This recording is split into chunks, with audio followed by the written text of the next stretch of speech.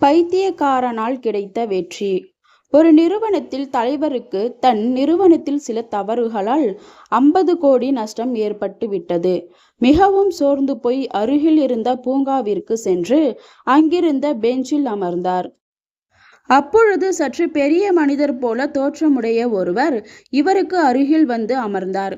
இவர் சோகமாக அமர்ந்திருப்பதைக் கண்டு, ஏன் சோகமாக இருக்கிறாய் என்று கேட்டார். அதற்கு இவர், எனது தொழில் நட்டம் அடைந்து விட்டேன், மிகவும் மனது உடைந்து போய்விட்டேன் என்றார். எவ்வளவு ரூபாய் நட்டம் என்றார் அவர். 50 கோடி ரூபாய் என்றார். அப்படியா, நான் யார் தெரியுமா என்று கேட்டார். அந்த ஊரில் பிரபல செல்வந்தரின் பெயரை சொன்னார். அசந்து போனார் இவர். சரி, 50 கோடி பணம் இருந்தால் நீ சரியாகி விடுவாயா என்று கேட்டார் அவர். உடனே முகமலர்ச்சியுடன் இவர், ஆமாம், எல்லாம் சரியாகிவிடும் என்றார். பின் அந்த செல்வந்தர் ஒரு செக் புத்தகத்தை எடுத்து கையெழுத்து இட்டு இவரிடம் நீட்டி, இந்தா, இதில் 500 கோடிக்கு செக். நீ கேட்டதை விட 10 மடங்கு அதிகமாக கொடுத்திருக்கிறேன். எல்லாவற்றையும் சமாளி. ஆனால் 1 வருடம் கழித்து இந்த பணத்தை எனக்கு திருப்பி கொடுத்து விட வேண்டும். அடுத்த வருடம் இதே நாளில் இங்கேயே நான் காத்திருப்பேன் என்று சொல்லிவிட்டு செக்கை இவர் கையில் திணித்துவிட்டு சென்றார் அவர். பின் அந்த நிறுவனத்தின் தலைவர் வேகமாக அலுவலகத்திற்கு சென்றார். தன் அறைக்குள் சென்று அந்த செக்கை தனது பீரோவில் வைத்து பத்திரமாக பூட்டினார். பின் தனது உதவியாளரை அழைத்து அனைத்து ஊழியர்களை நிர்வாகி கூட்டத்திற்கு அழைத்து வர ஏற்பாடு செய்ய சொன்னார். ஊழியர்கள் அனைவரும் கூட்டத்தில் அமர்ந்திருந்தனர். இந்த நிறுவனத்தின் தலைவர் பேச ஆரம்பித்தார். நண்பர்களே, நமது நிறுவனத்தில் 50 கோடி நஷ்டம் ஏற்பட்டுள்ளது. ஆனால் இப்பொழுது என்னிடம் 500 கோடி ரூபாய் உள்ளது. ஆனால் இந்த பணத்தை தொடமாட்டேன்.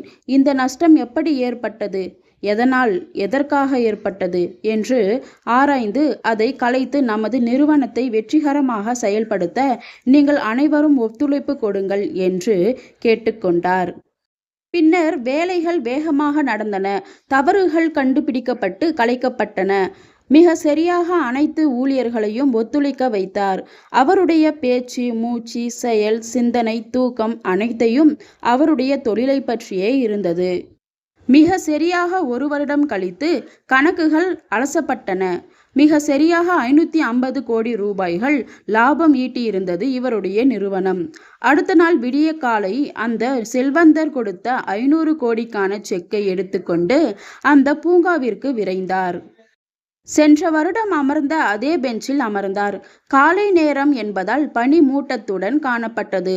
சற்று நேரம் கழித்து தூரத்தில் அந்த செல்வந்தரும் அவருக்கு அருகில் அவரை கைகளால் பிடித்து கொண்டு ஒரு பெண்மணியும் வந்தது பனிமூட்டத்தில் உடனே தெரிந்தது.